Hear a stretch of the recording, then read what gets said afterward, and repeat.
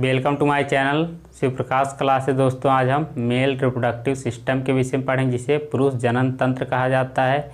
यह मुख्य रूप से 4 भागों में डिवाइड किया गया है। चलो दोस्तों उनका नाम देख लेते हैं।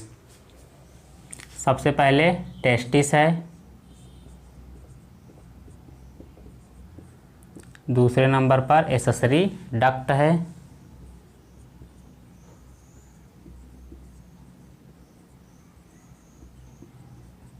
एक्सेसरी डक्ट दूसरे नंबर पर है। तीसरे नंबर पर मेल ग्लैंड है,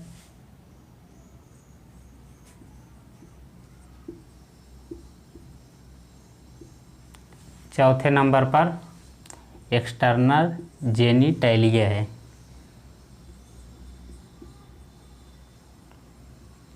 एक्सटर्नल जेनिटैलिया। अब चलो दोस्तों देखते हैं टेस्टिस। टेस्टिस को हिंदी में वृषण कहा जाता है। टेस्टिस उदर गुहा के बाहर, उदर गुहा के बाहर स्थित होता है।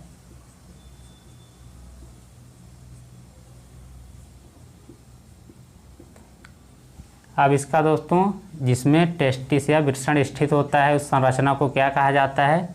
उस संरचना को सैक्रोटल कहा जाता है।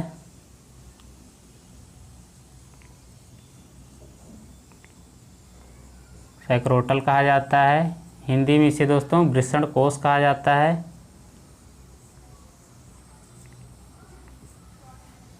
उसके बाद देख लेते हैं इसी में जो टेस्टिस होता है। टेस्टिस में 2 प्रकार के सेल पाए जाते हैं।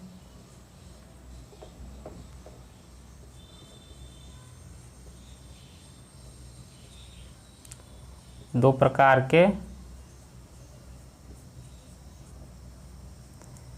सेल होते हैं। एक को कहा जाता है जर्म सेल। जर्म सेल के द्वारा फॉर्मेशन होता है, स्पर्म का निर्माण होता है।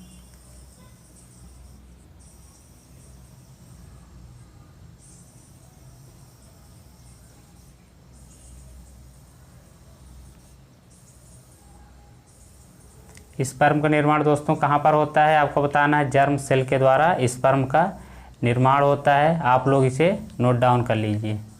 चलो दोस्तों देख लेते हैं टेस्टिस के अंदर दूसरा सेल कौन सा पाया जाता है कोशिका। इसका नाम है सर्टोली सेल। इसका क्या फंक्शन या कार्य है दोस्तों? यह स्पर्म को पोषण प्रदान करता है या न्यूट्रिशन प्रोवाइड करता है। किसको दोस्तों? स्पर्म को पोषण प्रदान करता है स्पर्म को। अब देख लेते हैं इसी में दोस्तों सैक्रोटल है, जो इसी के अंदर टेस्टिस के अंदर बहुत सारे दोस्तों इस तरह से कुछ होता है। टेस्टी ट्यूबुलर लोब्यूल होता है। इसी के अंदर कुछ बारीक संरचनाएं पाई जाती हैं, सूक्ष्म संरचना पाई जाती है दोस्तों। सूक्ष्म संरचना, जिसे दोस्तों क्या कहा जाता है? सेमनीफेरस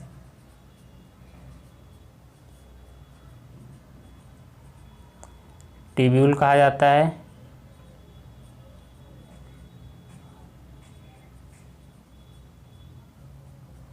इसे शुक्र जनन नली। अब देख लेते हैं दोस्तों टेस्टिस के अंदर टेस्टी ट्यूबुलर लोब्यूल होता है। इसी के अंदर सूक्ष्म संरचना जो पाई जाती है टेस्टी ट्यूबुलर लोब्यूल्स के अंदर, उसे क्या कहा जाता है? सेमनीफेरस ट्यूब्यूल कहा जाता है। इसे हिंदी में दोस्तों कहते हैं शुक्र जनन नलिका। अब उसके बाद देखते हैं टेस्टिस के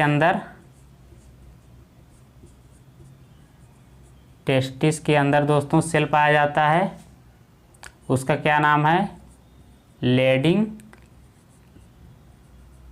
लेडिंग सेल होता है।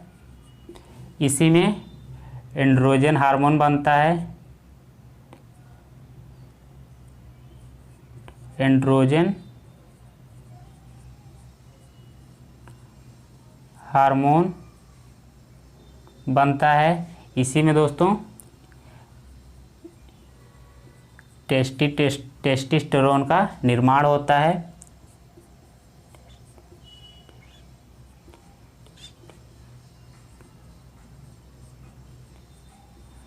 टेस्टिस्टेरोन का निर्माण दोस्तों एंड्रोजन हार्मोन में होता है। आप लोग इसे नोट डाउन कर लीजिए। चलो दोस्तों, टेस्टिस के विषय में कुछ और फैक्ट देख लेते हैं। टेस्टिस की लेंथ या लंबाई कितनी होती है दोस्तों? 4 से 5 सेंटीमीटर होता है। उसके बाद इसकी विड्थ कितना होता है?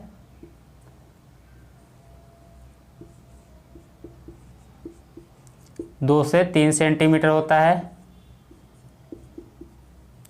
चलो दोस्तों, टेस्टिस के विषय में एक बार जितना हम लोग पढ़े हैं उसका क्विक रिवीजन कर लेते हैं। टेस्टिस को दोस्तों हिंदी में वृषण कहा जाता है। टेस्टिस हमारा उदर गुहा के बाहर स्थित होता है, जिससे दोस्तों उस संरचना में स्थित होता है जहाँ पर साइक्रोटल कहा जाए। जिस संरचना में टेस्टिस हमारा स्थित होता है, साइक्रोटल को हिंदी में वृषण कोश कहा जाता है।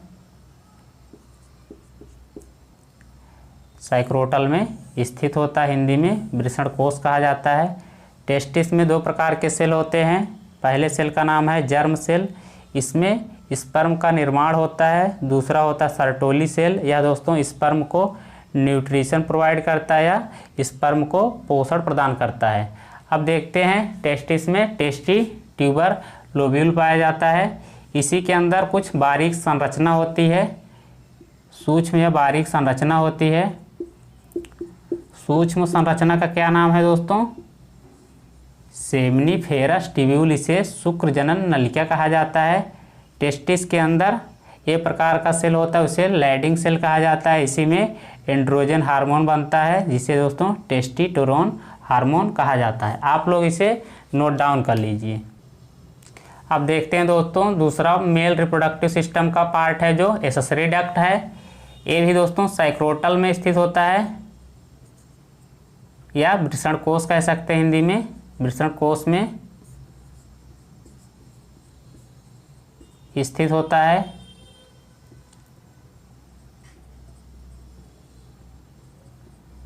इसके 4 पार्ट हैं। सबसे पहले देख लेते हैं इसके दोस्तों रेटी, टेस्टिस है। उसके बाद दूसरे नंबर पर वास इफ्रेंसिया है।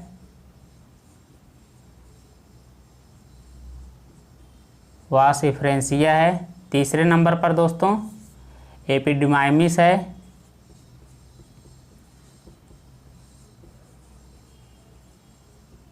चौथे नंबर पर वास डिफरेंस है।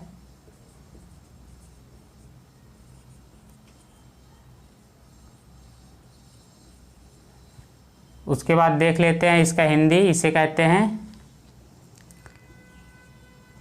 जलिका वृषण। उसके बाद इसे कहते हैं एपिडिमाइमिस को दोस्तों अधिवृषण। इसे कहते हैं शुक्र जनन। अब दोस्तों इसका नाम वासा डिफरेंस का यही है।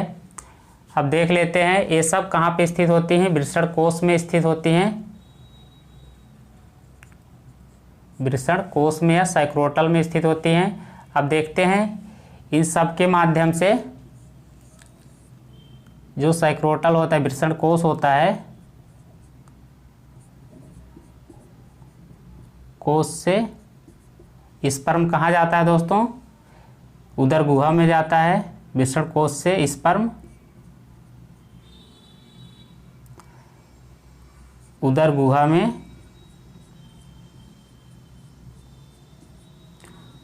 गुहा में जाता है। आप लोग इसे नोट डाउन कर लीजिए।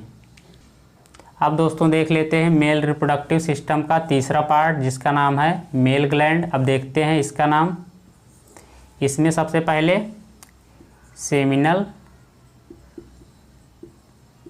वेसिकल पाया जाता है। अब दूसरे नंबर पर प्रोस्टेट ग्लैंड पाई जाती है।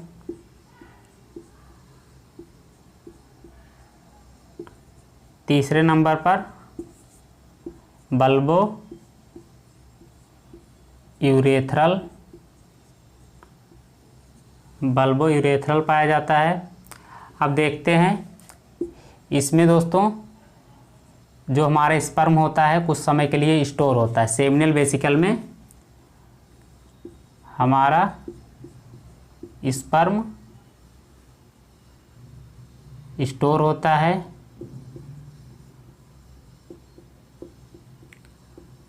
आपसे एग्जाम में पूछा जाएगा हमारा स्पर्म कहाँ पे स्टोर होता है, आपको बताना है सेमिनल वेसिकल में। प्रोस्टेट ग्लैंड है दोस्तों, इसी के माध्यम से प्लाज्मा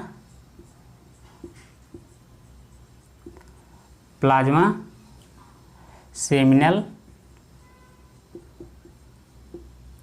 रिलीज होती है, श्रवण होता है।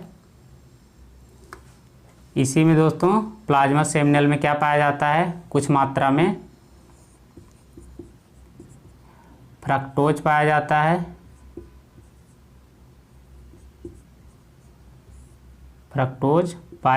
है।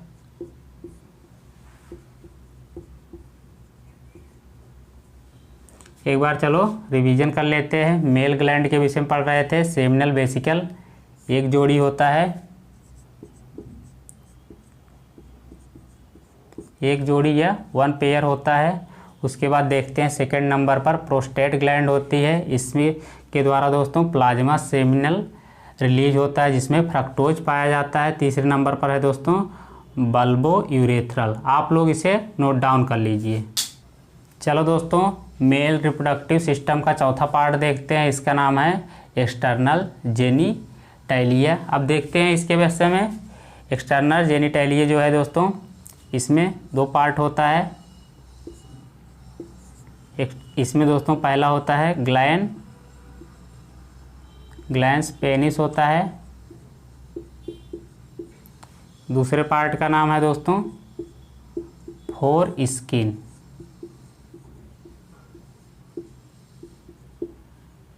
आपसे पूछा जाएगा एक्सटर्नल जेनिटैलिया में कौन सा पार्ट होता है कौन सा नहीं। आपको ये दोनों पार्ट जो हैं बिल्कुल ध्यान रखना है। पहले पार्ट का नाम है ग्लैंड पेनिस, दूसरे पार्ट का नाम है फोर स्किन। दोस्तों फोर स्किन जो होता है ये दोस्तों इजैकुलेशन में हेल्प करता है।